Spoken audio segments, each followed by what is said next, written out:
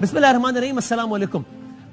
General فیض حمید صاحب کے تناظر میں جو ان کا کورٹ مارشل، ان کی گرفتاری، فوجی حراست، الزامات کے ریٹائرمنٹ کے بعد بھی کچھ چیزوں میں ملوث رہے، اس حوالے سے آج کے دن فوج کی کیا سوچ ہے یہ جاننے میں آسانی ہوگی اگر آج کی آئی ایس پی آر کی پریس ریلیز کا متعلقہ حصہ دیکھ لیا جائے، جو کہ آج جو کور کمانڈر کانفرنس ہوئی آف کورس سپہ سالار عاصم منیر صاحب کی قیادت میں، اس کے بعد جو پریس ریلیز آئی ہے اس کا متعلقہ حصہ وہ یہ کہتا ہے کہ فوج غیر متزلزل عزم سے مضبوط احتساب اور کڑے احتساب کے ذریعے اپنی اقدار کی پاسداری کرتی ہے. کڑے احتساب میں کسی قسم کی جانبداری اور استثناء کی کوئی گنجائش نہیں ہوتی ہے. پھر دیکھیے گا، کڑے احتساب میں نہ کسی قسم کی جانبداری کی گنجائش ہوتی ہے، کوئی باعث بھی نہیں ہو سکتا، اور اس میں کوئی استثناء نہیں ہے، کوئی ایکسیپشن نہیں ہے. ظاہر ہے جب یہ پریس ریلیز آ رہا ہے اس وقت پاکستان کا ایک سابق D G I S I جو کہ حالیہ تاریخ میں پاکستان کے بلا شبہ طاقتور ترین اشخاص میں سے ایک تھے، طاقتور ترین 2-3 اشخاص میں سے ایک تھے، وہ اس وقت فوجی حراست میں ہے. اور ایسے میں فوج کا اعلامیہ یہ کہہ رہا ہے کہ کسی قسم کی جانبداری نہیں ہے، کڑے احتساب میں کوئی استثناء نہیں ہے، کوئی ایکسیپشن نہیں ہے. آگے کہا، فوج میں موجود کڑے احتسابی نظام پر عمل درآمد ادارے کے استحکام کے لیے لازم ہے. یہ بھی کہہ رہے ہیں کہ یہ پھر کوئی یہ ایک بندے کا مسئلہ نہیں ہے، ادارے کا، فوج کے استحکام کے لیے ضروری ہے کہ کڑا احتساب کیا جائے. اس لیے کہ آگے کہا، کوئی بھی فرد احتسابی نظام کے عمل سے نہ بالا تر ہے نہ مستثنیٰ ہے. کوئی بھی ہو ایکس وائی زیڈ، وہ احتسابی نظام سے آگے نہیں ہے. اور پھر آگے ایک اور حوالے سے یہ بھی کہا گیا آج کی پریس ریلیز نے کہ فورم نے سخت سائبر سیکیورٹی اقدامات کے ذریعے قومی سائبر سپیس کے تحفظ پر زور دیا. اس سے یہ سمجھنے میں بھی آسانی ہوتی ہے کہ سائبر معاملات کو لے کر جو کچھ چیزیں، جو کچھ چہم گوئیاں ہوتی ہیں، اس کے بارے میں بھی ایک خاص سوچ ادارے کا آفیشیل ورژن جب سامنے آتا ہے تو یہ سامنے آتی. بہرحال یہ تو ہے آج کی یہ ایک بڑی ڈیولپمنٹ، لیکن ایک بہت اہم سوال یہ ہے کہ اہم ترین ایشوز پہ پاکستان کی اہم جماعت کے جو مرکزی ترجمان ہیں، جو متعلقہ شخصیت ہیں، وہ کیا سوچتے ہیں. اور وہ خود بھی پچھلے دنوں ہم سب نے دیکھا ظاہر خبروں میں کہ وہ خود بھی زیر حراست رہے، ابھی پھر رہا ہوئے ہیں اور آف کورس پارٹی کی ترجمانی کے فرائض انجام دے رہے ہیں. I am really thankful. ہمارے ساتھ موجود ہیں جناب رؤوف حسن صاحب، پاکستان تحریک انصاف کے آف کورس سینئر رہنما. سر السلام علیکم. وعلیکم السلام Wasim. Such a pleasure being in your program. Thank you very much. Always a pleasure having you in the show, sir. Thank you very much for your time. Really grateful. سر پہلے تو ذرا اگر مجھے اجازت دے تو میں یہ پوچھوں، ظاہر آپ کی اب رہائی کا پروسیس عمل میں آیا، یہ اس دوران کوئی فزیکل ٹارچر یا اس طرح کی کوئی صورتحال تو نہ ہوئی؟ میں ویسے اچھا نہیں لگتا کہ اس کو ڈسکس کریں. نہیں، بالکل نہیں. they were very civil, بہت سول تھے. Obviously, interrogation and everything else, that was conducted. اور جہاں تک ان کے رویوں کا سوال تھا، جہاں بھی میں رہا ہوں، جہاں میں کیپٹو رہا ہوں، ان کا رویے بہت سول تھے. جی. اور کوئی بس اس میں ایک آخری بات ہی، پھر ہم آگے بڑھتے ہیں بس، چونکہ اس کے بعد کہ کوئی ان ہیومن کنڈیشنز تو نہیں تھی جس میں آپ کو رکھا گیا؟ ان ہیومن کو ڈیفائن کرنا پڑے گا. جی، جب آپ قید میں ہوتے ہیں تو قید میں ہوتے ہیں بھائی، you not a free person. تو لازمی بات ہے کہ جی وہ کوئی 5 اسٹار فیسلٹیز نہیں ہوتی. آپ ایک سیل میں ہیں تو آپ ایک سیل میں ہیں. But in human will have to be defined. جو بھی وہاں جو ہمارے جو نارمل ہیبیٹیشنز ہوتی ہیں، وہاں جو نارمل سیلز کی کنڈیشنز ہوتی ہے، اسی میں بھی رہا ہوں. جی، میں نے بھی سروائیو کیا ہے. جی کریکٹ، ٹھیک ہے.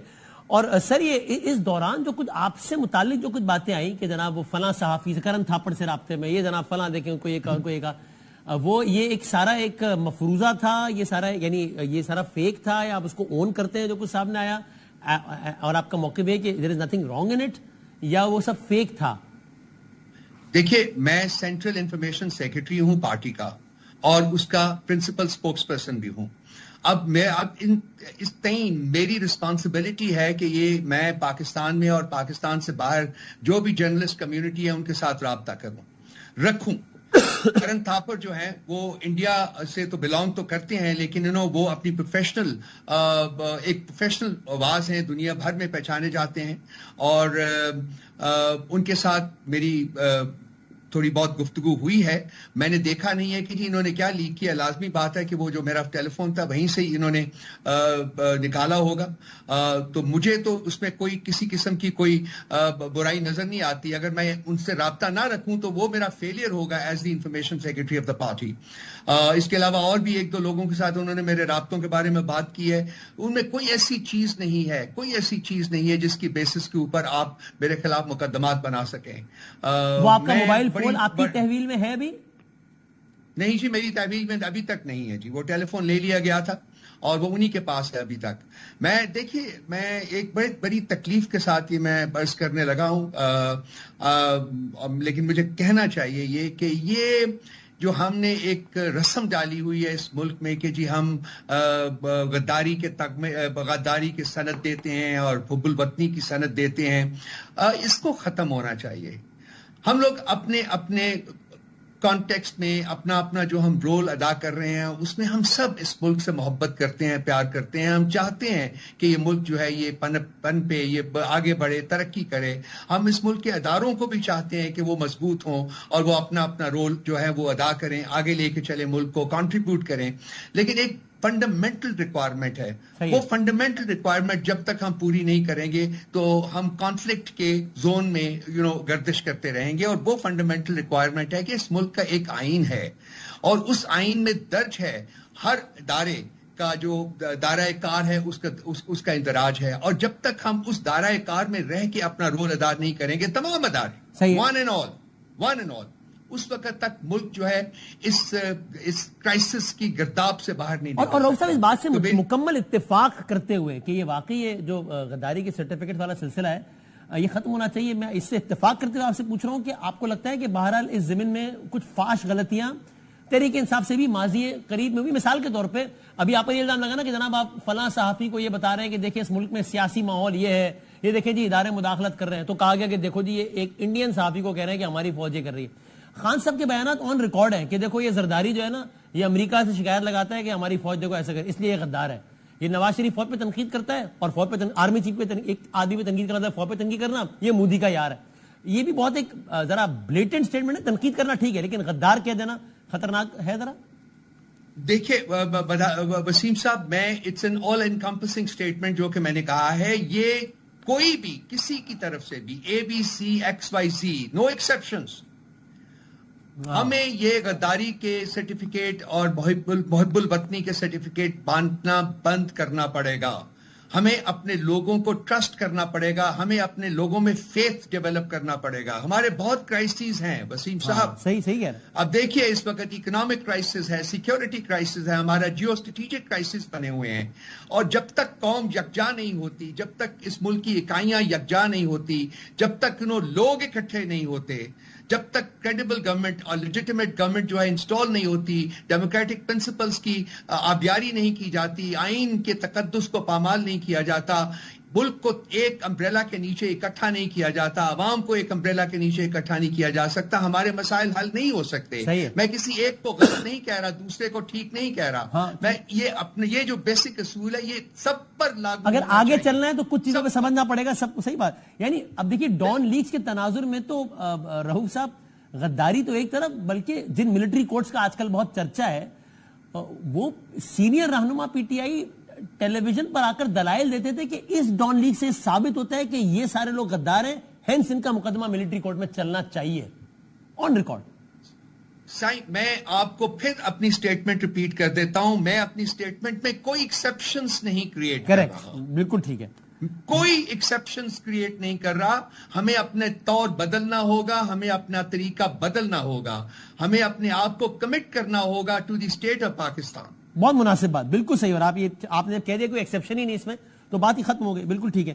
اب سر ویسے آپ نے کچھ عرصے پہلے اس خدشے کا اظہار غالباً کیا تھا, اگر مجھے صحیح یاد پڑ رہا ہے تو, کہ شاید یہ خان صاحب کو ملٹری ٹرائل کی طرف لے کے جانا چاہتے ہیں. آپ کو آج کی تاریخ میں اس کا امکان پہلے سے زیادہ نظر آتا ہے یا یہ امکان کچھ معدوم ہوتا نظر آتا ہے؟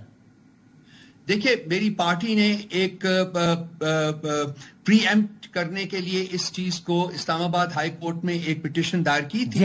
اور حالانکہ چیف جسٹس اسلام آباد ہائی کورٹ چھٹیوں کے اوپر تھے, لیکن وہ اپنے چیمبر میں تشریف لائے, چھٹیوں کے دوران اور انہوں نے اس ایپلیکیشن کے اوپر آپ نے بھی سنا ہوگا کل آبجیکشنز لگا کے اس کو واپس کر دیا.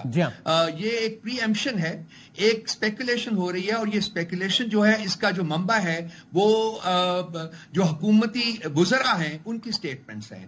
2-3-4 وزراء نے یہ سٹیٹمنٹس دی تھیں جی کہ ہم سوچ رہے ہیں کہ یہ معاملہ خان صاحب کا جو ہے وہ ملٹری کورٹس میں ریفر کیا جائے.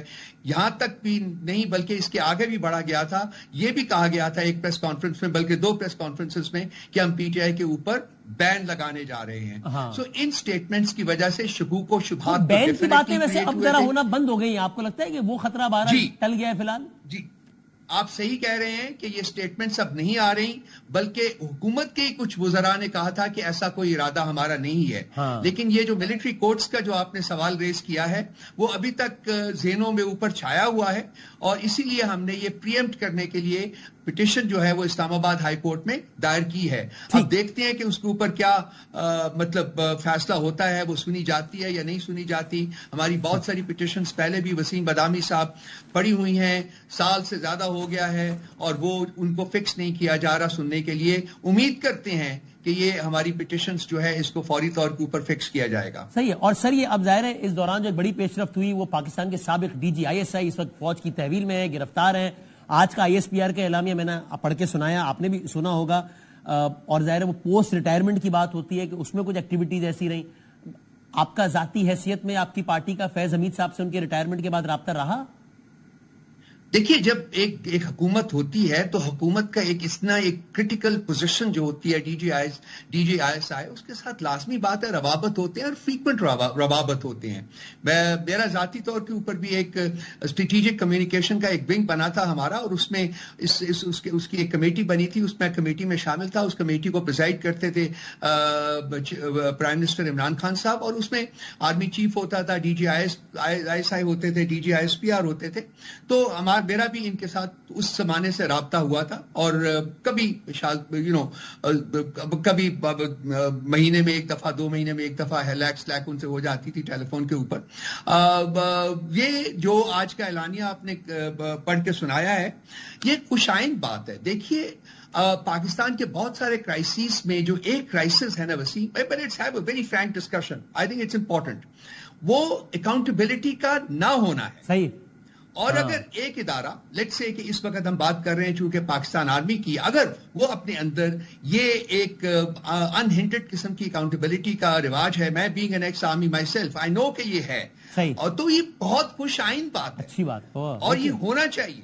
صحیح. اور اسی طرح سے پاکستان کے باقی تمام اداروں کو بھی اکاؤنٹیبل ہونا چاہیے. خود احتسابی جو لوگ ہیں, خاص کر پاکستان کی جو رولنگ ایلیٹ ہے اس وقت, جو کہ اپنے آپ کو کسی قسم کے رول آف لا سے بیونڈ سمجھتی ہے, ان کو بھی رول آف لا کے ایمبٹ میں آنا چاہیے, فورس کیا جانا چاہیے. پاکستان کی بقا اسی میں ہی ہے. پاکستان کی بقا جو ہے وہ اکاؤنٹیبلٹی کی حدود سے باہر رہ کے نہیں ہو سکتی. بالکل صحیح. یہ تو اچھی بات ہے, خوشائند بات ہے بالکل.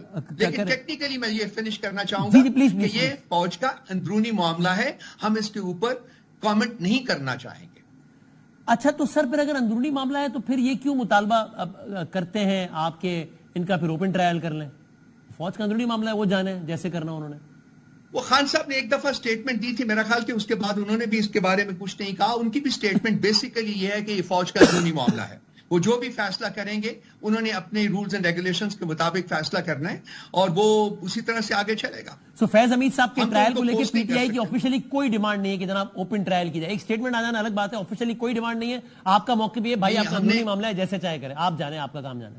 آفیشیل پلیٹ فارم سے ابھی تک ہم نے کوئی ایسی ڈیمانڈ نہیں کی, اور میرا نہیں خیال کہ کوئی ایسی ڈیمانڈ کی بھی جائے گی. کریکٹ. اور یہ جو الیکس کی آپ بات کر رہے ہیں وہ بات از ریٹائرمنٹ بھی رہی فیض حمید صاحب سے آپ کی؟ جی میری ان کے ساتھ چونکہ الیکس ہو گئی تھی, بات چیت ہوتی تھی, اور وہ ہم اسٹریٹجک کمیونیکیشن کے کانٹیکسٹ میں بہت سی گفتگو ہماری ہوتی تھی, لمبی بحثیں ہوتی تھی, کیا کرنا ہے کیا نہیں کرنا. وہ پاکستان کے انٹرسٹ کو آپ سب لوگ ہم سیف گارڈ کرنے کے لیے وہ بات چیت کرتے تھے. تو اس کے بعد ایک نارمل ہوتا ہے کہ جی بات چیت کبھی ہوتی ہے. ان کا کبھی فون آ گیا, میں نے تو ایسا مجھے نہیں یاد پڑتا کہ میں نے ان کو کبھی فون کیا ہو, 1 یا 2 دفعہ شاید کیا ہو, لیکن وہی یہ کہ جی بیسک منٹ آدھے منٹ کی بات, سب ٹھیک ہے, کیا ہو رہا ہے, آپ how are you, and that kind of thing. ان قسم کی گفتگو, not concerning any specific matter as such. اچھا یعنی وہ کیا پارٹی امور میں کوئی دلچسپی رہتا تو یہ پوچھنے کا مقصد یہ میں نام لے لیتا ہوں حامد میر صاحب، چونکہ انہوں نے آن ایئر یہ بات کہی تو میں نام لینے میں کوئی حد نہیں. وہ کہتے ہیں کہ انہیں باقاعدہ تحریک انصاف کے کچھ لوگوں نے بہت نالاں ہو کر یہ کہا فیض صاحب کا نام لے کر کہ یار ان کا کیا لگے ہماری پارٹی سے، لیکن انہوں نے جینا دوبر کیا ہوا ہے، یہ اتنا ڈکٹیٹ کرتے ہیں ہماری پارٹی کو، یہ کیا مصیبت ہے. آپ نے اس طرح کوئی انٹرونشن؟ جی نہیں ایسی کوئی گفتگو میرے ساتھ نہیں کبھی بھی ہوئی، نہ ہی مجھے frankly to be honest about it, نہ مجھے حامد میر صاحب کی اسٹیٹمنٹ کا کوئی میرے ذہن میں نہیں ہے کہ ایسی کوئی اسٹیٹمنٹ دی گئی ہے، اور نہ ہی کبھی اس قسم کی کوئی گفتگو ہماری ٹیلی فون کے اوپر ہے. وہ فون ابھی تک ان کے پاس ہے، اس کی فورینسک ہو چکی ہوئی ہے، آپ خود دیکھ سکتے ہیں. You can have an access to whatever is contained in that tele phone.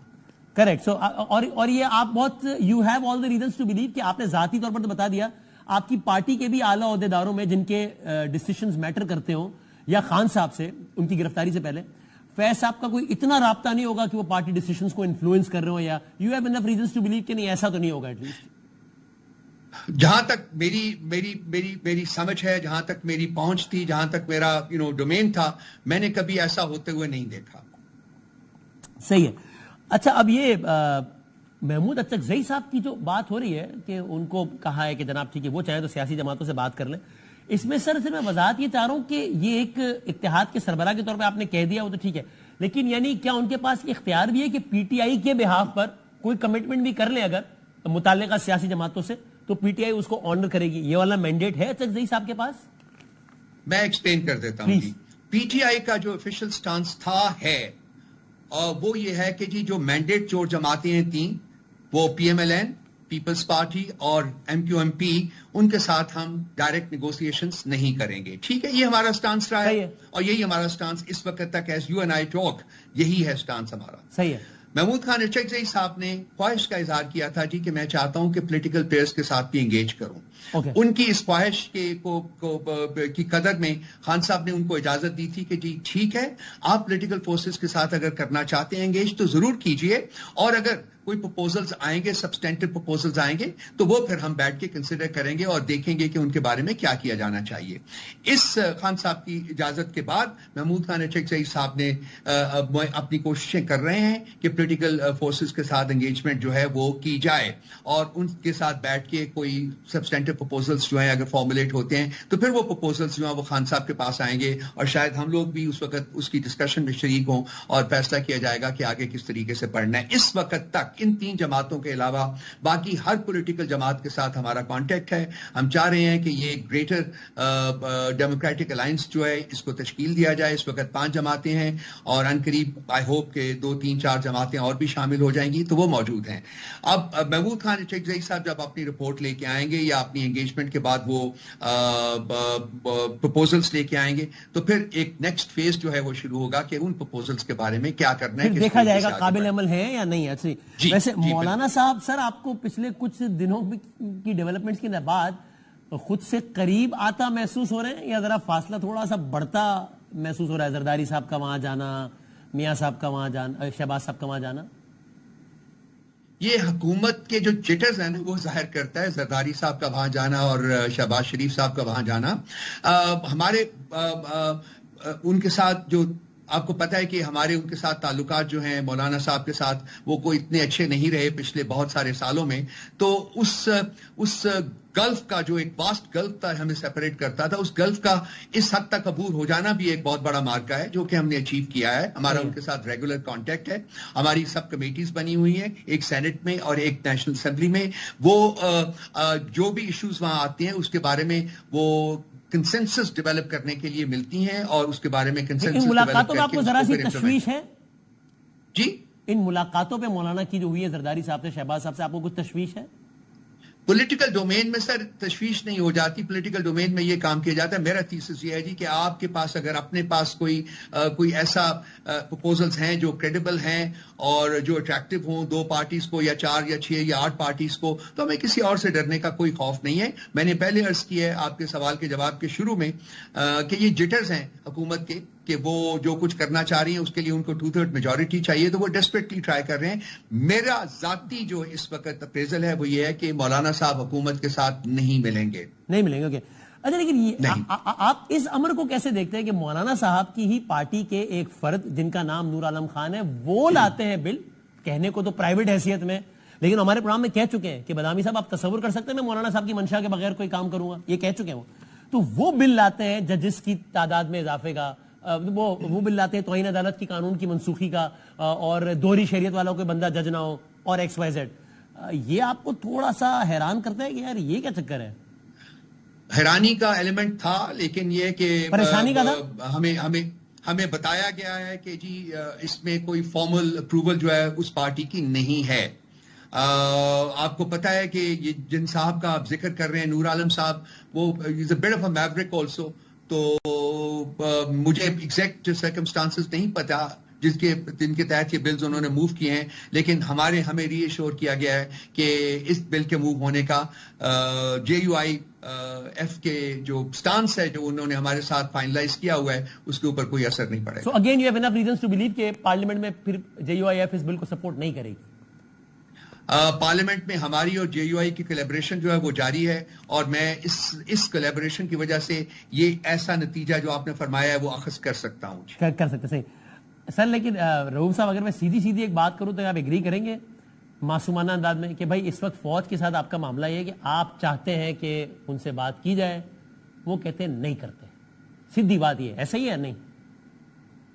دیکھیے میں ہمیشہ ڈائیلاگ کا حامی رہا ہوں. میں نے ہمیشہ پارٹی کے اندر بھی ڈائیلاگ کی بات کی ہے، اور میں نے ہمیشہ کہا ہے کہ جی مقتدرہ کے ساتھ ڈائیلاگ جو ہے وہ سب سے زیادہ امپورٹنٹ اس لیے ہے کہ وہ ایک بہت طاقتور ادارہ ہے، اور عمل دخل جو ہے ریاست کے معاملات میں ان کا سب سے زیادہ ہوتا ہے.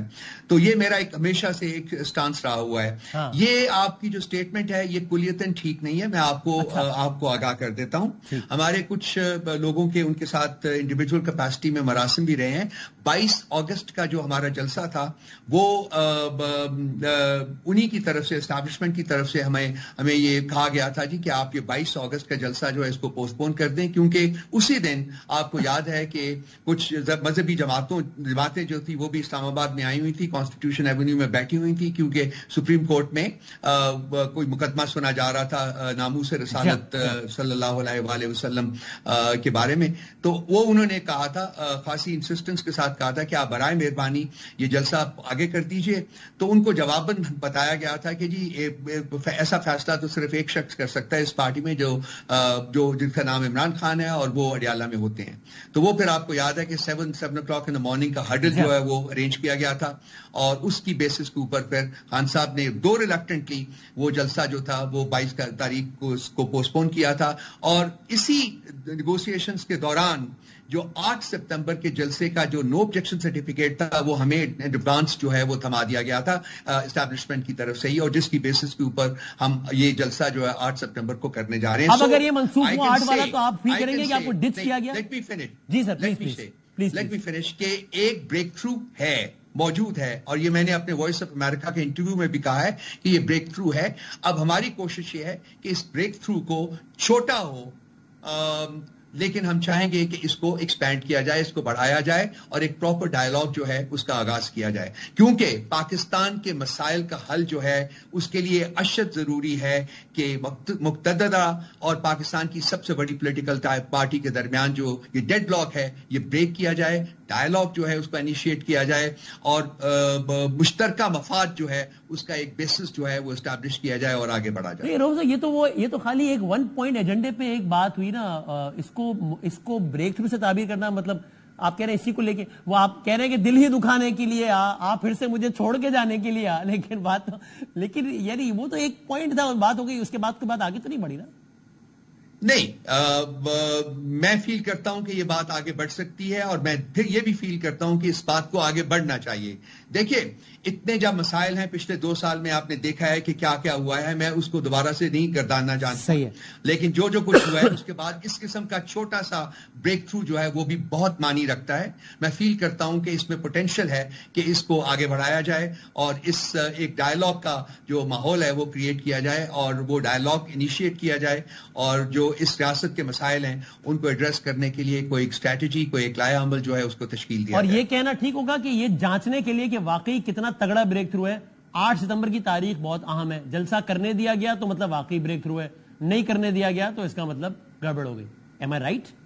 آپ مناسب بات کر رہے ہیں. مناسب اگر ٹھیک بس ٹورڈز دی اینڈ زیادہ ٹائم نہیں گزرا, کچھ مہینوں پہلے آپ سے جب ہم سوال کرتے تھے رؤوف صاحب تو آپ کہتے تھے کہ بھائی ہم سیاسی جماعت ہیں, ہمارا ایک سیاسی نیریٹو ہے, ہم اسٹیبلشمنٹ کی بات ہی نہیں کرتے, ہم یہ جو کچھ ہمارے ساتھ ہو رہا ہے اس کا ذمہ دار بھی سیاسی جماعتوں کو سمجھتے ہیں, پی ڈی ایم کو سمجھتے ہیں, نون لیگ کو سمجھتے ہیں.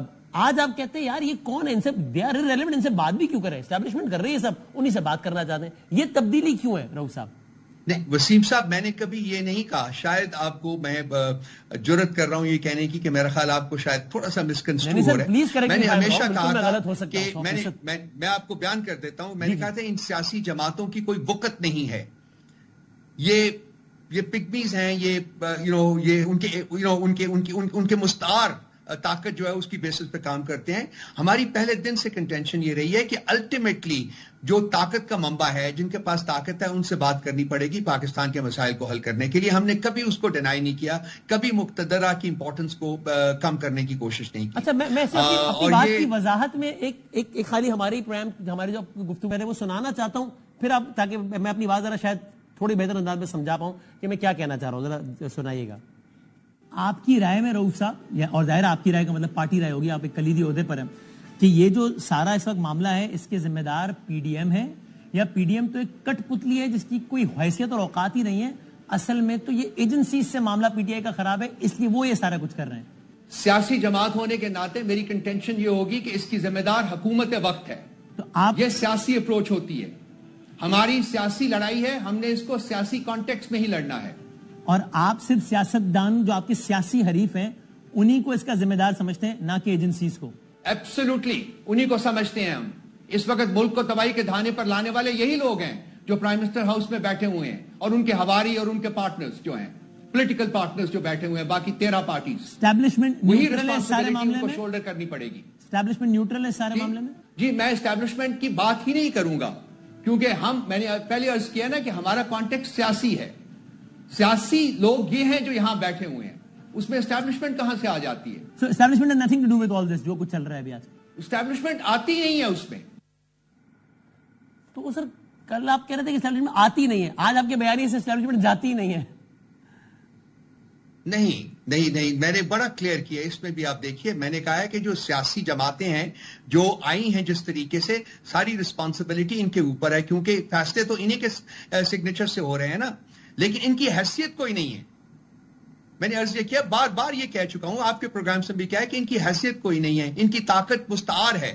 یہ تو اور پاور کا منبع جو ہے, ہم نے ہمیشہ یہ کہا ہے, اور آپ نے اسٹیٹ کیا ہے کہ وہ مقتدر آئے, ان کے پاس طاقت ہے. اسی لیے خان صاحب بار بار کہتے ہیں کہ جس کے پاس طاقت ہے اسی سے ہی بات چیت ہوگی. So prime responsible is government or agencies? دیکھیے طاقت اس وقت مقتدرہ کے پاس ہے, اسٹیبلشمنٹ کے پاس ہے. یہ لوگ جو ہیں کہ جیسا کہ میں بار بار کہہ رہا ہوں, یہ لوگ تو مستعار لے کے حکومت کر رہے ہیں نا, یہ لیجیٹیمیٹ حکومت نہیں ہے, ان کی کریڈیبل حکومت نہیں ہے. الیکشنز کو انہوں نے رگ کیا ہے, الیکشنز کو انہوں نے ہائی جیک کر کے اس کے بعد یہ انہوں نے اپنے نمبرز بنائے ہوئے ہیں, اور کہیں بھی ان کی کوئی کریڈیبلٹی نہیں ہے. کنسیکوینٹلی ان سے بات کرنے کا فائدہ نہیں. اگر ہم ان سے بات کریں گے تو یہ بھی اجازت لینے پہنچ جائیں گے نا وہیں, تو ہم ڈائریکٹلی طاقت کے ساتھ کیوں نہ بات کریں. اور 8 کا جلسہ اگر نہ کرنے دیا گیا تو آپ احتجاج حکومت سے کریں گے یا مقتدرہ سے؟ ہمیں امید ہے کہ 8 کا جلسہ ہوگا. ٹھیک ہے, ہماری تیاریاں مکمل ہیں. آج ہماری جہاں ہم نے جلسہ کرنا ہے اس سپیس کی بھی, اس جگہ کی بھی نشاندہی ہو گئی ہے, وہ فائنلائز ہو گیا ہے. ہم امید کرتے ہیں کہ کل تک ہمیں ریٹن فارم میں اس جگہ کے بارے میں اپروول مل جائے گی. تیاریاں ہماری ہیں, 8 ستمبر کو جلسہ ہوگا. وی ہوپ کہ انٹروین نہیں کرتی یہ جو حکومتیں ہیں, خاص کر پنجاب کی, جہاں کی فسطائیت کبھی بھی ختم نہیں ہوئی, لیکن اس کی بھرمار جو ہے وہ شروع ہو گئی ہے. ہمارے لوگوں کو اٹھایا جا رہا ہے اور ہمیں پتہ چلا ہے کہ ان کے راستے جو ہیں وہ روکے جائیں گے. سو آئی ہوپ اینڈ پرے کہ بیٹر سینس ول پریویل. یہ جلسہ ہونے دیا جائے گا, یہ جلسہ ایک پرامن جلسہ ہوگا اور اس کو پرامن ہی رہنے دیا جائے گا, یہ ہم امید کرتے ہیں. لیکن اگر خدا نخواستہ روکا جاتا ہے تو پھر جو خدا نخواستہ اس کے as a consequence of that اگر کوئی وائلنس ہوا تو اس کی ذمہ داری حکومت کے اوپر ہوگی, کلیتاً حکومت کے اوپر ہوگی. ہمیں مورد الزام نہ ٹھہرایا جائے اس کو. بہت شکریہ, thank you very much sir. Rauf ساتھ تھے, thank you very much sir once again. میں کوئکلی بیرسٹر عقیل ملک صاحب ہمارے ساتھ ہے ٹیلی فون لائن پہ, حکومت کے ترجمان ہیں قانونی امور کے حوالے سے, انہی سے ذرا پوچھتے ہیں. عقیل صاحب السلام علیکم. جی وعلیکم السلام وسیم صاحب. Sir thank you very much for your time. معصومانہ سوال ہے, سیدھا سا سوال ہے, 8 ستمبر کو جلسہ ہونے کا امکان زیادہ ہے یا نہ ہونے کا؟ دیکھیں وسیم صاحب, حکومت نے تو ان کو مشروط اور کنڈیشنل اجازت دی ہے, اور obviously 40 نکات ہیں جو ان کو پورے کرنے ہیں. جگہ بھی ترنول سے کہیں اور تبدیل ہو رہی ہے جس کا خود ہی رؤف حسن صاحب نے ذکر کر دیا. لیکن بات یہ کہ مجھے تو نظر آ رہا ہے کہ یہ خود ہی شاید جلسہ کینسل کر دی یہ جماعت. یہ اب اس نہج پہ آ چکی ہے کہ کیونکہ لوگ ان سے موٹیویٹ نہیں ہو رہے, ان کے اپنے پارٹی کے لیڈر دی اپوزیشن کہتے ہیں جی کہ آپ سکرات نہ بنے, آپ کو بتا دیا جائے گا جب جلسہ ہوگا جہاں آنا ہے جہاں جانا ہے. تو یہ اس طرح کا رویہ تو سیاسی جماعتوں میں نہیں ہوتا. آبویسلی آپ کے سپورٹرز ہیں, آپ کو بلائنڈلی سپورٹ کر رہے ہیں, اور ان کو آپ اگر لیکچر کریں گے تو پھر ایسا ہی ہوگا. نہیں آپ, سوری میں نے صحیح سنا نہیں, آپ کہہ رہے ہیں کہ شاید پی ٹی آئی خود ہی جلسہ کینسل کر دے, یہ کہہ رہے ہیں؟ جی بالکل. فرض کریں اگر وہ نہیں کرتے ہیں تو آپ اجازت دے رہے ہیں نہیں دے رہے؟ دیکھیں ہم نے تو اجازت دی تھی ہے, وہ تو پہلے بھی دی تھی نا, 22 سے پہلے, پھر کینسل کر دی تھی نا. ایک اجلاس ہوا تھا کمشنر صاحب کی صدارت میں. جی اس وقت کی صورتحال, اس وقت کی سچویشن تھی وسیم بلامی صاحب. ابھی بھی آپ کو کوئی سچویشن بنتی نظر آ رہی ہے یا سو فار سو گڈ؟ دیکھیں سو فار سو گڈ, لیکن حالات ایک دن سے دوسرے دن بدلتے ہوئے کیا پتہ چلتا ہے. حالات کا کیا پتہ ہے, تو حالات کے حساب شہر اقتدار میں تو ایسی باتیں چلتی رہتی ہیں, آپ کو پتہ ہے. آبویسلی وہ ملک کے مفاد میں ہو جائے گا فیصلہ, جو بھی حالات کے حساب سے جو ہونا ہوگا. جی میرے خیال سے میں سمجھتا ہوں کہ اگر اس پارٹی نے تمام تر 40 کی 40 نکات پورے کر لیے, اور اگر ان کا دل ہوا جلسہ کرنے کا اور واقعتاً ان کے لوگ جلسہ گاہ میں پہنچ گئے تو پھر جلسہ ہو جائے گا. لیکن نظر یہ آ رہا ہے, اور کبھی امکان یہ ہے کہ یہ شاید خود ہی کینسل کر دیں گے جلسہ. کبھی میں آپ کے جو اس کانفیڈنس میں ذرا بڑا حیرت ہو رہی ہے مجھے. اب دیکھتے ہیں پتہ نہیں اس میں کیا وجہ ہے کہ آپ کتنے یقین کی کہ آپ کہہ رہے ہیں کبھی امکان ہے کہ کینسل ہو جائے گا. سر اور یہ بتا دیں, جو بلز بہت زیادہ زیر بحث ہیں اور آپ ظاہر حکومت کے ترجمان برائے قانونی امور, ابھی 2/3 نمبر تو نہیں ہے گورنمنٹ کے پاس, تو کیسے ہوگی یہ ساری تبدیلیاں؟ دیکھیں پرائیویٹ ممبر ڈے تھا, پرائیویٹ ممبر بلز ہیں, اور پرائیویٹ ممبر نے جو ہے یہ تمام سے چیزیں انٹروڈیوس کرائیں. JUIF سے نور عالم خان صاحب ہیں, انہوں نے آئینی ترمیم کے اوپر وہ 8-10 آئینی ترمیم ہیں وہ انہوں نے تقریباً جمع کرائی ہیں. حکومتی پارٹی سے تعلق رکھنے والے ایک جو ہیں ممبر ہیں, انہوں نے اپنی لیگل وزڈم میں جو ایک امینڈمنٹ لا کے اندر جمع کرائی ہے. آف کورس وہ آج ڈیفر تو ہو گئی ہے, لیکن باقی تمام تر جو امینڈمنٹس تھیں وہ کمیٹیز کو ریفر کر دی گئی ہیں, اور ان کی لیو گرانٹ کی دی گئی ہے کہ بل کو انٹروڈیوس کرا دیا جائے. مولانا صاحب کی حمایت مل جائے گی آپ کو اس سب میں؟ دیکھیں میرے لیے بڑی حیران کن بات تھی, بیکاز جہاں تک میری اطلاعات تھیں یا مجھے پتا چلا, as much as I knew, کہ مولانا صاحب, اور میں ایک شو پہ بھی کل ہی میں نے ذکر کیا, تو حافظ حمداللہ صاحب نے کہا کہ مولانا صاحب نے غالباً ان کے علم میں نہیں تھا, اور انہوں نے جو ہے اس پہ برمی کا بھی اظہار کیا کہ یہ کیوں انٹروڈیوس کرائی گئی ہیں امینڈمنٹس. لیکن آج امینڈمنٹس وہ ہوئی بھی انٹروڈیوس بھی, اور وہ کمیٹیز کو بھی بھجوا دی گئی. تو you have all the reasons to believe کہ مولانا شاید ساتھ دے دیں گے اس میں. obviously اب انہوں نے وقت مانگا ہے, تو میں سمجھتا ہوں کہ ملک جس نازک موڑ سے جا رہا ہے, تو میں سمجھتا ہوں کہ ملکی مفاد میں اور وسیع تر ملکی مفاد میں مولانا صاحب ایک اچھا, مثبت اور بہتر فیصلہ کریں گے. سبحان اللہ. آخری بات بتا دیں, 26 اکتوبر 2024 کو اس ملک کے چیف جسٹس منصور علی شاہ صاحب ہوں گے؟ آرٹیکل 175A سب آرٹیکل 3 کے تحت سینئر موسٹ جج وہی ہیں, اور فی الوقت تو وہی ہیں. لیکن ابھی 26 میں بہت دن ہے, تو کچھ اور بھی ہو سکتا ہے.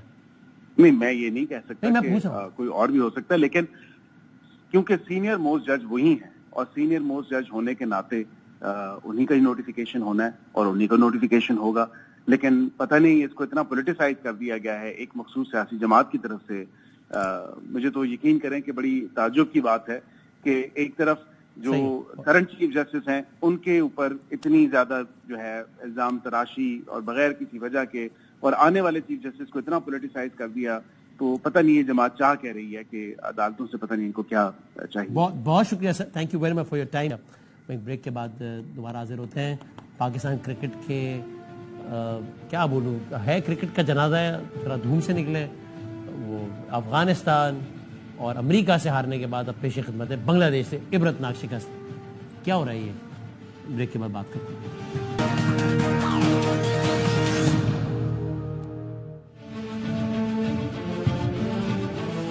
خوش آمدید. لے دے کے کھیل رہ گیا ہے یا تھا جس پہ پوری قوم ایک ہو جاتی ہے یا تھی.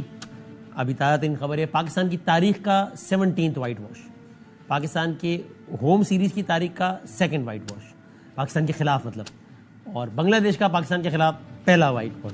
پاکستان نے اپنے گھر میں جو آخری 10 ٹیسٹ میچ کھیلے وہ سارے کے سارے ہار دیے.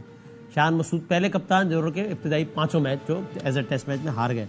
بنگلہ دیش نے پہلا ٹیسٹ بھی ہرا دیا اور پھر دوسرا بھی ہرا دیا. نہ زیادہ بارش آئی نہ زیادہ پانی آیا اور ہمارے ارمانوں پہ سارا پانی بہہ گیا. میرے پاس سے نہیں کچھ کہنے کو. میں کامران اکمل صاحب سے, جناب سلمان بٹ صاحب سے اور اقبال بیگ صاحب سے, وہ تینوں کسی تعارف کے محتاج نہیں ہیں, زبردست کرکٹرز ہیں, تجزیہ اگر ان سے سمجھنے کی کوشش کرتا ہوں. کامران اکمل صاحب, میں کس کے ہاتھ پہ اپنا لہو تلاش کروں؟ دیکھیے, یہ بھی ہم لوگ بھی یہی کہتے آ رہے ہیں کوئی 5-6 سال سے کہ ہم کس سے پوچھے, کون ذمہ داری لے گا, کون اون کرے گا اس پاکستان کی کرکٹ کو جہاں پہنچ گئی ہوئی ہے. تو بس یہی حال ہمیں دیکھنا رہ گیا تھا. بنگلہ دیش کی ٹیم ٹیسٹ میچز میں وائٹ واش کر رہی ہے پاکستان کو, وہ بھی پاکستان میں. اور مجھے یہ اس لیے سب آپ سے میں نے اس لیے سوال پوچھا کہ آپ, ہم جب ہرڈامہ پرجوش کے بعد بیٹھتے ہیں اکثر, تو آپ مجھے کہتے آئے ہیں باقاعدہ کہ جو حالات جا رہے ہیں دعا کریں یہ اور کچی ٹیموں سے ہم نہ ہاریں, آگے بنگلہ دیش آ رہی ہے, یار دعا کریں کہ ان کے خلاف نہ ہاریں. آپ کہتے رہے مجھے بار بار, اور یہ ہوا ہے. وسیم بھائی, میں اور بھی کچھ کہتا رہا ہوں کہ اس پاکستان کی کرکٹ کو کوئی سپانسر نہیں ملے گا, فین آپ سے دور چلے جائیں گے, وہ بھی دونوں چیزیں ہو گئی ہیں. ان کے اپنے ایسے کرکٹ کھلا رہے ہیں جس کی وجہ سے پاکستان کو نقصان ہو رہا ہے. لائکنگ ڈس لائکنگ پہ لڑکوں کے کیریئر خراب کر رہے ہیں. یاسر شاہ کا کیا, عباس کا کیا, پیس کا کیا کہ سلو پیس ہے. آج ان کے یہ بالر 130 پہ آئے ہوئے ہیں, ان کو کون فیس کرے گا, ان کو کون جواب دے گا. ان کے کیریئر ختم کیے ہیں, ان کو نقصان پہنچایا, پاکستان کو نقصان پہنچایا. فواد عالم کے 2 میچز خراب ہوئے ہیں, اس کو ٹیم سے باہر کر دیا. ایشو بنائے گئے ہیں پلیئروں کے متعلق, ان کی ریپوٹیشن خراب کی گئی ہے صرف اپنے آپ کو رکھنے کے لیے ٹیم میں. تو اب آپ سرجری کی بات چیئرمین صاحب نے کی تھی ورلڈ کپ میں, میرے خیال سے انہوں نے کہا تھا بنگلہ دیش کی ٹیم آ کے کرے گی, تو وہ انہوں نے کر دیا سرجری. اب دیکھتے ہیں کہ پاکستان کی کرکٹ بہتر ہوتی ہے کہ نہیں ہوتی. یہ جو پاکستان کرکٹ بورڈ نے کرنی تھی وہ بنگلہ دیش کی ٹیم نے کر دی ہے. پاکستان کی کرکٹ کا آئینہ دکھا دیا کہ ہم کہاں پہنچ گئے ہوئے ہیں. سلمان بھائی ذرا ہمیں مطلب ایز اے لے مین آسان الفاظ میں آپ بتا دیں کہ آپ کی رائے میں ایک عام آدمی کو سمجھا دیں کہ ایسا کیا غلط ہو رہا ہے. ایک پوری فہرست ہوگی نا, لیکن بنیادی 1-2 باتیں کہ جس کی وجہ سے یہ نہیں ہو رہا کہ یار چلو آج برا دن تھا, چلو یار آج بری سیریز تھی. نہیں, تسلسل کے ساتھ ون ڈے میں افغانستان, T20 میں امریکہ, ٹیسٹ میچ میں بنگلہ دیش, یہ سب کچھ اور بہت تسلسل کے ساتھ غلط ہو رہا ہے نا. کیوں, مرکزی وجہ آپ کے خیال میں کیا ہے سلمان بھائی؟ جی وسیم بھائی بہت شکریہ. آئی تھنک کہ یہ سارے لوگوں کے سامنے ایک بڑی کلیئر پکچر ہے کہ آپ کا ایک سٹیڈی اور کانسٹنٹ ڈکلائن ہے, جس کی سپیڈ بڑھ رہی ہے بجائے کہ وہ رکے, کم ہو, وہ واپسی کی طرف لگے جہاں اسے جانا چاہیے. اس کی سپیڈ بڑھ رہی ہے. اس کی وجہ یہ ہے کہ آپ کے پاتھ ویز میں کوئی ویژن نہیں ہے, کوئی کلیئرٹی نہیں ہے. آپ نے آج کا بچہ کنفیوز کر دیا کہ میں نے بننا کیا ہے. ہر بندے نے ایک ایم بنایا ہوا کہ میں نے لیگ کرکٹر بننا ہے, میں نے پیسے کمانے ہیں, میں نے لیگوں میں جانا ہے, میں نے PSL کھیلنی ہے, 4 اوور کرانے ہیں, 3 ہٹیں مارنی ہیں, 20-25 کرنا ہے اپنا, اور اس کے بعد میں جانوں اور میری زندگی میں. آپ پراپر پروڈکٹ بنا ہی نہیں رہے. جیسے ابھی کامی بھائی نے کہا نا, آپ کو اسپانسر نہیں ملنا, آپ کو کسی نے ٹی وی رائٹس نہیں دینے, آپ کو وہ تب چیزیں آپ کی بکتی ہیں جب آپ کی چیزیں اچھی ہوتی ہیں, ان میں کوالٹی ہوتی ہے, پھر خریدار سے آپ اپنی مرضی کے پیسے مانگتے ہیں. جب آپ ہاف کوک سامان بیچیں گے تو لوگ کہیں گے کچا ہے, ایتھو نہ کچھ لینا, یہ کچا ہے. یہاں پر آپ کیا کر رہے ہیں, آپ کا کوئی بھی کرکٹر پورا تیار نہیں ہے. آپ صرف بنگلہ دیش سے کمپیریزن کر لیں, دنیا کو چھوڑ دیں, ان کی فٹنس آپ سے بہتر تھی, ان کی پچ ریڈنگ آپ سے بہتر تھی, ان کی پلئنگ 11 آپ کے گھر میں آپ سے زیادہ پچ کو سوٹ کرتی تھی. ان کے فاسٹ بولر آپ سے زندگی میں پہلی بار, میری ہوش میں پہلی بار وہ ہم سے تیز تھے, ہم سے فزیکلی فٹ تھے. ان کے پلیئروں کی ہم سے اویئرنیس زیادہ تھی, ان کی ڈیسیژن میکنگ کلیئر تھی. ٹھیک ہے, ان کا جوان کپتان بہتر کپتانی کر رہا تھا. ہمارا 34 سال کا کپتان ہے اور اس کو سپورٹ کرنے والے کہہ رہے تھے کہ جناب وہ جو نا اس کو کوئی مدد نہیں کر رہا. وہ کاؤنٹیوں میں بھی کپتان ہے, مکی آرتھر جہاں پر اس کے ساتھ ہوتے ہیں. تو بات یہ ہے کہ ہم ہر شعبے میں مار کھا رہے ہیں کیونکہ ہم نے کرکٹ جو ہے نا بچوں کو کھلانی غلط طرز پہ شروع کر دی. جو کامیاب ممالک ہے نا, وہ اسکول کرکٹ سے 3 دن اور 2 دن کا میچ کھیلتے ہیں. اویئرنیس وہاں سے آتی ہے, پچ ریڈنگ وہاں سے آتی ہے, سیناریوز کو ریسپونڈ کرنا وہاں سے آتا ہے. یہ T20 سے نہیں آتا. سو اقبال بھائی یعنی ایک تو لانگ ٹرم ہے نا, اسٹرکچرل ریفارمز کریں, ڈومیسٹک کو بالکل صحیح, وہ ساری بحث ہوتی ہے, کرتے ہیں, وہ بالکل ٹھیک ہے, لیکن ذرا بھی کرنٹ سینیریو میں تو سمجھائیں کہ یہ جو حالیہ جو سینیریو ہے پچھلے کچھ ہفتوں مہینوں یا اس سال کا 2024 کا, اس میں ہم کس کو بنیادی ذمہ دار ٹھہرائیں اس سب کا؟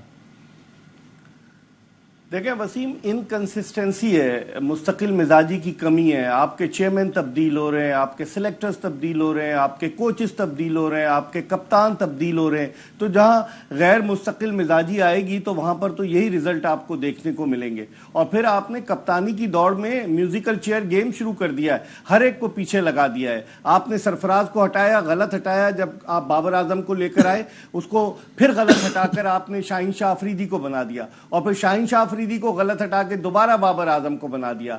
شان مسعود کو آپ نے ٹیسٹ کا کپتان بنا دیا. تو اور پھر رضوان جس طرح کے سٹیٹمنٹس دے رہے ہیں, ایسا لگ رہا ہے کہ ان کی نظریں بھی کپتانی پر ہیں. آپ نے سعود شکیل کو بھی لائن میں لگا دیا وائس کیپٹن بنا کر. تو یہ میوزیکل چیئر گیم ہے اور مستقل مزاجی کی کمی ہے جو پاکستان کرکٹ کو مثال کے طور پر اب یہ کرنا چاہیے کہ اگر ٹیم ٹیریبلی ہار رہی ہے لیکن شان مسعود کو چینج نہیں کرنا چاہیے فی الحال فار این ایئر اور ٹو, تاکہ مستقل مزاجی رہے اور پھر پورا چانس دیں, پھر چینج کریں, یہ کرنا چاہیے. دیکھیں اگر آپ شان مسعود کو تبدیل بھی کرتے ہیں تو آپ نے دیکھا کہ بیگانے کی شادی میں عبداللہ دیوانہ موجود تھا نا. آج آپ نے گراؤنڈ میں نہیں دیکھا کہ آپ کو کس طریقے کا جو باڈی لینگویج تھی سابق کپتانوں کی, کیا باڈی لینگویج تھی, تو اس سے تو یہی ہوتا ہے. لیکن اب میں بابر اعظم کی بات کر رہا ہوں. بابر اعظم بالکل ایسا لگ رہا تھا کہ 64 رنز انہوں نے 4 اننگز میں بنائے, بالکل الوف لگ رہے تھے, بالکل وہ ان کا وہ رسپانس ہی نہیں تھا جو جیل کرتے تھے ٹیم کے ساتھ. ایسا لگ رہا تھا کہ دل برداشتہ ہے کہ ان سے کپتانی لے لی گئی. کپتانی کو چھوڑے, پاکستان کرکٹ بورڈ کو کسی ینگ آدمی کو بنانا چاہیے اور طویل عرصے کے لیے بنانا چاہیے. یہ نہ ہو کہ میوزیکل چیئر گیم ہو, آج شان مسعود کو ہٹایا, کل کسی کو بنایا, اس کو ہٹا کر کل کسی اور کو بنا دیں گے. یہ کرکٹ بورڈ کا کام ہے. سو کامران بھائی یہی سوال آپ سے بھی ہے, کیونکہ ایک طرف کہا جاتا ہے کہ یار بہت تبدیلیاں ہیں, تو پھر اگر بہت تبدیلیاں ہو رہی ہیں تو پھر فی الحال تینوں فارمیٹس کے جو بھی کپتان آج کی تاریخ میں ہیں ہمیں کہہ دینا چاہیے کہ یار اگلے فلاں ورلڈ کپ تک جو ہے وہ یہی 3 ہے, تاکہ مستقل مزاجی رہے, یا نہیں؟ دیکھیں وائٹ بال کرکٹ کے لیے تو چیئرمین صاحب نے, پاکستان کرکٹ بورڈ نے, سلیکٹروں نے جو کپتان بنایا بابر کو, چیمپئنز ٹرافی تک تو ہے. اب اس کو چینج کریں گے تو مزید مذاق بنے گا پاکستان کی کرکٹ کا. اب ایک ہی بار کپتان وہ چیمپئنز ٹرافی گزرنے دے اور جنازہ نکلنے دے پاکستان کی کرکٹ کا, اس کے بعد چینج کیجیے گا, کیونکہ بہت ہو گئی ہے. تو اس کو آپ ایسے جانے نہ دیں. اگر آپ دیکھیں یہ ساری باتیں, آپ نے تو سیدھا مار ہی دیا ہے کہ جنازہ نکلنے دے, کیا پتا کچھ ہو ہی جائے, کچھ اچھا تو نہیں, کوئی چانس نہیں. ابھی آپ کے سامنے اس سے بری ہار تو نہیں نا پاکستان کی کرکٹ میں آتی, اور پاکستان کی کرکٹ ایسے پہلے کبھی نہیں کھیلی. تو یہ تو بس چلتا رہے گا. یہ دیکھیں اسی وقت وسیم بھائی ساری چیزیں بہتر ہوں گی جب آپ, جیسے سلمان نے بات کی ہے, آج ادھر کریں سلمان بھائی, یہی آپ سے سوال ہے کہ ہمیں ابھی کر رہے ہیں ان کو اپرچونٹی کیسے دے رہے ہیں, صحیح ہے, ٹھیک دے رہے ہیں. نوٹڈ, ٹھیک ہے. سلمان بھائی آگے بھی بڑا امپورٹنٹ ہے نا, اکتوبر انگلینڈ, پھر چیمپئنز ٹرافی, کرکٹ کو کیسے لے کے چلتے ہیں. ٹھیک, تو سلمان بھائی ابھی فوری کیا اقدامات کرنے کی ضرورت ہے؟ وہ جو آپ نے بتایا وہ ٹھیک ہے, بالکل صحیح ہے, وہ ریفارمز, اپروچ کا فرق ہے وہ, لیکن ابھی آگے جو ابھی 7 اکتوبر اگلا ٹیسٹ کھڑا ہے, پھر آگے چیمپئنز ٹرافی آ رہی ہے 6-8 فروری کے مہینے میں, 6-8 مہینے میں, تو ابھی فوری کیا کرنا چاہیے؟ دیکھیے فوری تو دیکھیے دیر از نو کوئک فکس, سوری ٹو سے دیٹ, دا ٹروتھ از کہ آپ کا کوئک فکس کوئی نہیں ہے. آپ کے پاس بولرز نہیں ہیں, آپ کے پاس جو پلیئرز اویلیبل ہیں ان میں دیکھیں, آپ پہلی دفعہ ایسا ہوا کہ پاکستان کا بولنگ اٹیک ایسا تھا کہ سامنے والی ٹیم کو یہ پتا تھا کہ باؤنسر نہیں کر سکتے, ان کی سپیڈ ہی نہیں ہے کہ پچھلا گیند کر سکیں. ٹھیک ہے, یہ کبھی ہمارے بچپن سے لے کے کبھی یہ ذہن میں سے یہ سوچ گزری ہی نہیں کہ سامنے والے کو ہماری بالنگ سے تھریٹ نہ فیل ہو. یہ پہلی دفعہ پاکستان کی ہسٹری میں تھا. اور یہ بیچارے جتنے, وہ کہتے ہیں نا پنجابی میں, جننے جوگے سن, انہوں نے 25 میں 6 آؤٹ کر دیے تھے. آگے والے جو آپ کے اسپنر تھا وہ بھی کچھ نہیں فرق ڈال سکا, وہ ایک پارٹنرشپ لگ گئی. سیکنڈ سپیل پہ 130 والا بولر اگر محمد آصف نہیں ہے نا تو وہ کچھ نہیں کر سکتا. اگر وہ شون پولک یا میگرا نہیں ہے نا تو سیکنڈ سپیل پہ 130 والا کچھ نہیں کر سکتا. اور وہی پاکستان کے ساتھ ہوا. بعد میں نہ گیند پہنچ رہی تھی نہ کچھ ہو رہا تھا, بلکہ 126-27 پہ کام آ گیا ہوا تھا. اور جو آپ کے تیز والے لڑکے ہیں ان کو آپ نے ایک پرانی ٹویوٹا کی جیپ بنایا ہوا تھا کہ وہ بنگلہ دیش کے خلاف بھی کھیل رہے ہیں, وہ ہالینڈ کے خلاف بھی کھیل رہے ہیں, وہ آئرلینڈ کے خلاف بھی کھیل رہے ہیں. نہ ان کی آپ نے فزیکل ٹریننگ کی، نہ ان کی باڈیز کو آپ نے امیون کیا لمبی کرکٹ سے. آج آپ کے کیپٹن نے کہا کہ ہماری تو کوئی ریڈ بال کرکٹ ہی نہیں ہوئی 10 مہینے سے.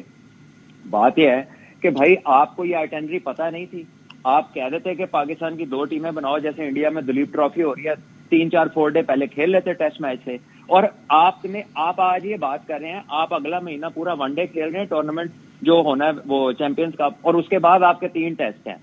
So you are again going to go into white ball and then into the World Test Championship 3 games اور اس سے بہت ٹف اپوزیشن کے ساتھ. تو آپ کا جو سنکرونائزڈ نہیں ہے آپ کا ہوم ورک، یعنی کہ آپ کا ایگزام کسی اور سبجیکٹ کا ہے، آپ کی تیاری کسی اور سبجیکٹ کی چل رہی ہے، اور یہ ایک لمبا سلسلہ ہے. آپ جتنا مرضی پیچھے جاتے جائیں، آپ دیکھیں یہ ایک نا مافیا نکلا ہے کرکٹ میں، جو باتیں کرتا ہے اسٹرائک ریٹ کی، جو باتیں کرتا ہے انٹینٹ کی، اور جو باتیں کرتا ہے جی آپ کے نمبرز کی. آپ پچھلے 3 سال سے دیکھ لیں کہ آپ کے کتنے ٹیسٹ میچ ایسے ہیں 70-80% جو آپ 5ویں دن تک پہنچتے ہی نہیں ہیں. You don't reach the last day. اور ان کو جلدی پڑی. آپ کے کپتان آگے کہہ رہے ہیں ہمارا بڑا پازیٹیو انٹینٹ تھا، کوئی آپ کا ڈائریکٹر آگے کہہ رہا ہے جی ہم جو 4 کے رن ریٹ سے کھیلے آسٹریلیا میں، وہ بھائی آپ کے رن ریٹ اور انٹینٹ کو ہم کیا کریں، 1.5 دن رہتا ہوتا ہے اور آپ آؤٹ ہو کے باہر ہو کے فارغ ہو جاتے ہیں. وہ وقت بڑا قیمتی ہوتا ہے نا، اس لیے وقت بچاتے ہیں تھوڑا. نوٹڈ، بہت شکریہ، تھینک یو. نہیں، میں آپ کو اس کی ایک وجہ بتاتا ہوں. اس کی نا ایک وجہ ہے کہ آپ نے فرسٹ کلاس کرکٹ کے ساتھ ٹنکرنگ بہت کی ہے پچھلے 5 سال میں. پہلے آپ نے 6 ٹیموں کا سسٹم لگایا، آپ نے 100 اوورز کا پوائنٹ سسٹم بنا دیا. کوئی ٹیم 100 اوور سے اوپر بیٹنگ نہیں کرتی تھی کیونکہ اس کے بعد پوائنٹ نہیں ملتا تھا. پچھلے سال حفیظ ڈائریکٹر بنے، انہوں نے پہلی اننگ 80 اوور کی کر دی. یہ دونوں طریقے جو ہے نا ٹیسٹ کرکٹ سے ریلیٹ نہیں کرتے. کپتان کو تبدیل کرنا چاہیے سلمان بٹ صاحب آپ کے خیال میں، شان مسعود کو؟